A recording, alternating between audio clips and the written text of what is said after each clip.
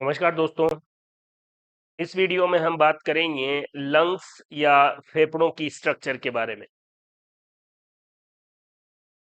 मैंने आपको लगातार ट्रेकिया, ब्रोंकस, फिर ब्रोंकस किस तरीके से डिवाइड होंगे, एयर एल्वियोलाई, रेस्पिरेटरी मेम्ब्रेन, इन सब के बारे में डिटेल जानकारी दे दी है।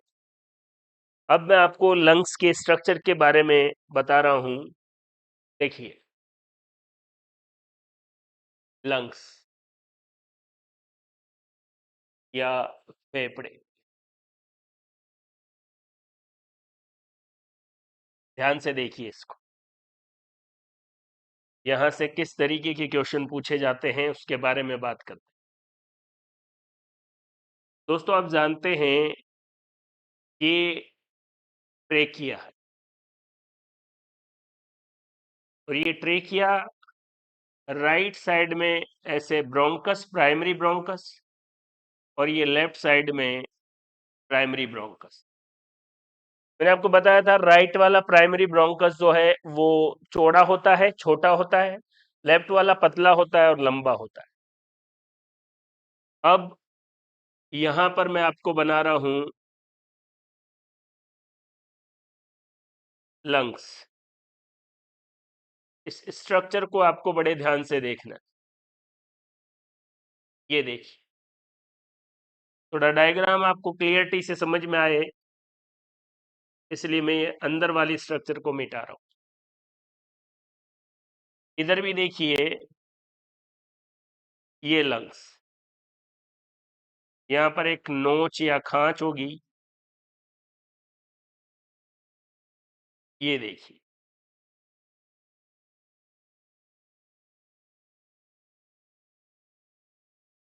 अब इस डायग्राम में आपको पहली बात तो ये याद रखनी है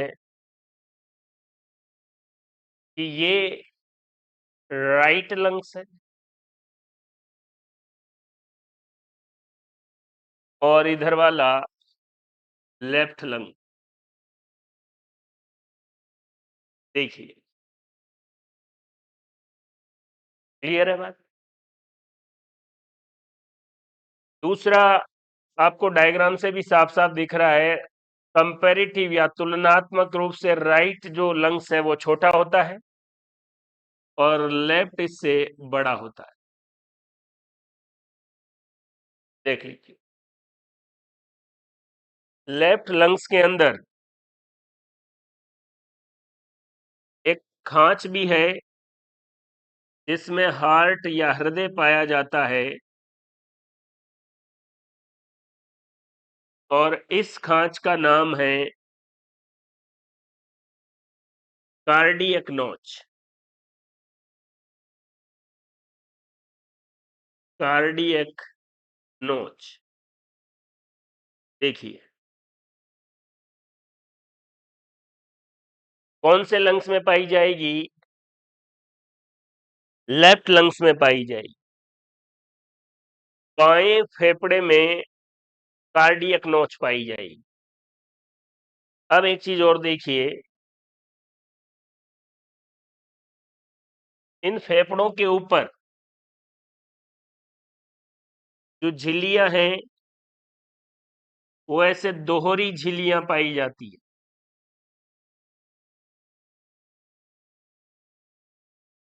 देखिए,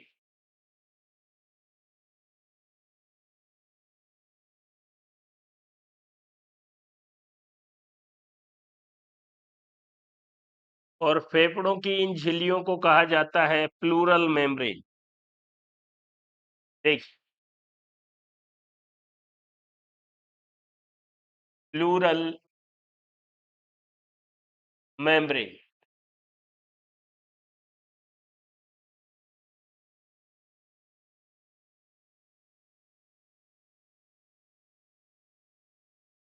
प्लूरल झिल्लियां, इनमें से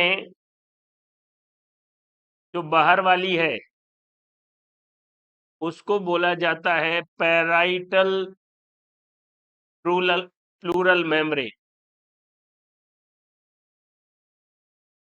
और जो अंदर वाली है उसको बोला जाएगा विसरल प्लूरल मेम्ब्रेन। देख लीजिए, तो ये दोनों हैं फुफ्फुस, ये झिल्लियां हैं प्लूरल मेम्ब्रेन है। और ये दोनों प्लूरल मेम्ब्रेन कौन से टिश्यू की बनी होती है? सिंपल स्क्वेमस एपिथेलियम की, ध्यान में रखना। सरल सल की उपकला की बनी हुई होगी दोनों प्लूरल मेम्ब्रेन। क्लियर है बात? इन दोनों प्लूरल मेम्ब्रेन के बीच में जो तरल पदार्थ भरा रहता है, उस तरल पदार्थ को कहा जाता है प्लूरल फ्लूइड। और एक चीज आप नोट डाल के लिख लें, यदि इस प्लूरल फ्लूइड में बैक्टीरिया का इन्फेक्शन हो जाए, बैक्टीरिया का संक्रमण हो जाए, तो इस डिजीज का नाम है प्लूरिसी डिजीज। Pleurisy disease. देखिए, अब देखिए, जो दायां फेफड़ा है वो 3 भागों में बटा हुआ होता है।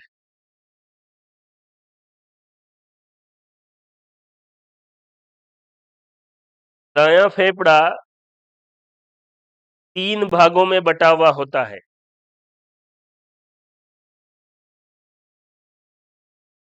एक तो है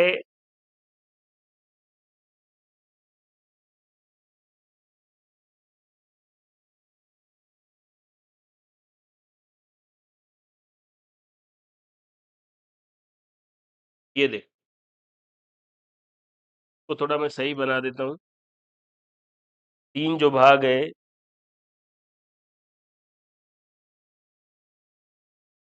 ऐसे बना देता हूं।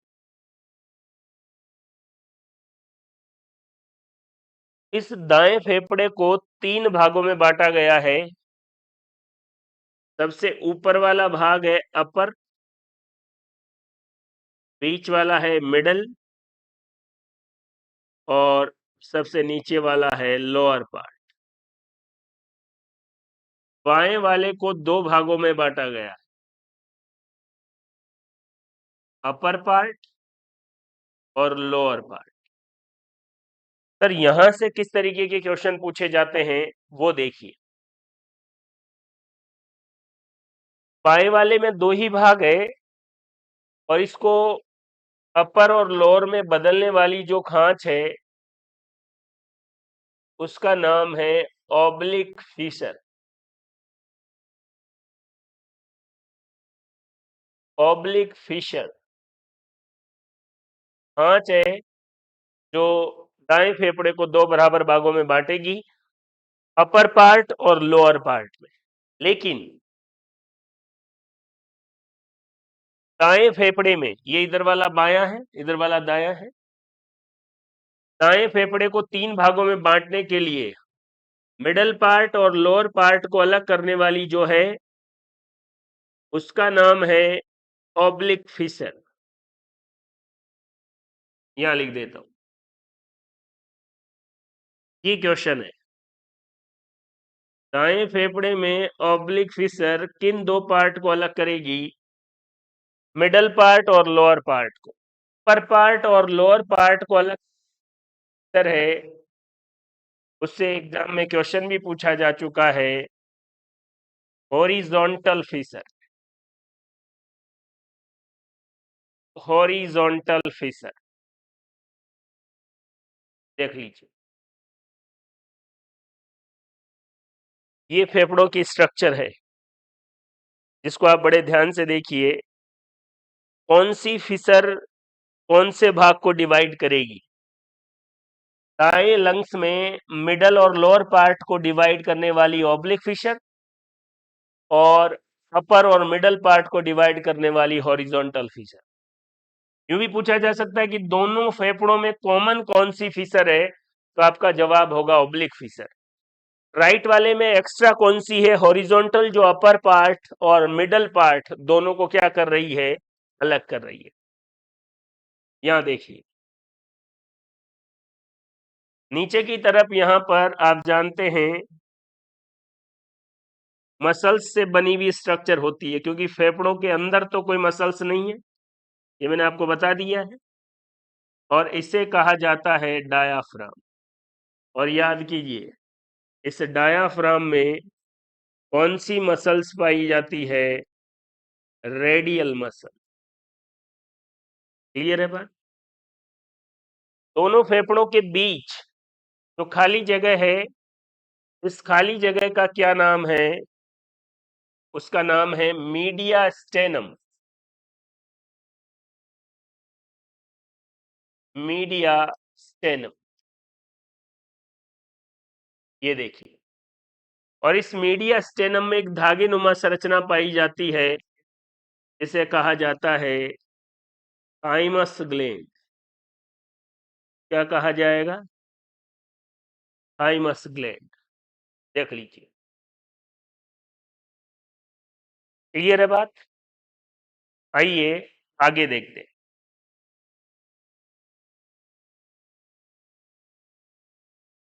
पिछले वाले को आप चाहें तो आराम से देख सकते हैं।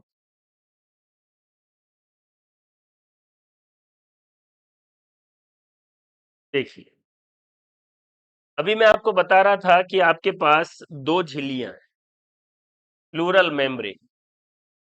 मान लीजिए विसरल और ये पैराइटल, ये दोनों क्या है, प्लूरल मेम्ब्रेन है। अब आप ये बताइए कि प्लूरल मेम्ब्रेन कौन सी एपिथेलियम की बनी होती है, तो अभी मैंने आपको बताया था सिंपल स्क्वेमस एपिथेलियम। देखिए सरल सल की उपकला की पहला क्वेश्चन तो यही। अंदर वाली जो है उसका नाम है विसरल मेम्ब्रेन, और बाहर वाली का नाम है पैराइटल प्लूरल मेम्ब्रेन। इन दोनों के बीच में तरल पदार्थ भरा रहता है। ध्यान से देखिए, इसको कहा जाता है प्लूरल फ्लूइड। क्या कहा जाएगा, प्लूरल फ्लूइड। अब यहां से कुछ क्वेश्चन है। अगर इस प्लूरल फ्लूइड में जल भरा हुआ है, तब जो शब्द इस्तेमाल होगा उसको बोला जाएगा हाइड्रोथोरेक्स। हाइड्रोथोरेक्स। अगर इस प्लूरल फ्लूइड में लिम्फ भरा हुआ है, तो तब इस्तेमाल होगा काइलोथोरेक्स। और अगर इस प्लूरल फ्लूइड में वायु भरी हुई है, तो इसके लिए टर्म इस्तेमाल होगा न्यूमोथोरेक्स। और अगर इस प्लूरल फ्लूइड में ब्लड भरा हुआ है, तब के लिए इस्तेमाल होगा हीमोथोरेक्स। हीमोथोरेक्स, ये टर्म भी आपको याद रखना है। हाइड्रोथोरेक्स, काइलोथोरेक्स, न्यूमोथोरेक्स और हीमोथोरेक्स। प्लूरल फ्लूइड क्या होता है ये आप जानते हैं। एक चीज मैं आपको बता चुका हूं, फिर बता रहा हूं। अगर इस प्लूरल फ्लूइड में किसी बैक्टीरिया का संक्रमण हो जाए, बैक्टीरियल इन्फेक्शन हो जाए, तो इस डिजीज को क्या बोला जाएगा, प्लूरिसी डिजीज। क्या बोला जाएगा, प्लूरिसी डिजीज। इसको ध्यान से देख लीजिए। तो ये था लंग्स का डायग्राम, लंग्स से जुड़ी हुई संरचना और इससे एग्जाम में आने वाले क्वेश्चन। रेस्पिरेटरी सिस्टम के बारे में हम बात कर रहे हैं। एक एक चीज बड़ी क्लियरिटी के साथ आराम आराम से मैं आपको बता रहा हूं। आपने अगर इन सभी चीजों को कॉन्सेप्चुअली और बड़े आराम से ध्यान से देखकर बना लिए हैं नोट्स, तो फिर उनका अच्छे से रिवीजन करना है। कोई भी एक्स्ट्रा चीज पढ़ने की जरूरत नहीं है। जितनी भी चीजें डिटेल में क्लियरिटी के साथ बिना किसी समस्या के आपको बताई जा सकती है, आपको बताई जा रही है। केवल आपको इन्हीं का बार बार रिवीजन करना है। क्लियर है बात? थैंक यू, धन्यवाद।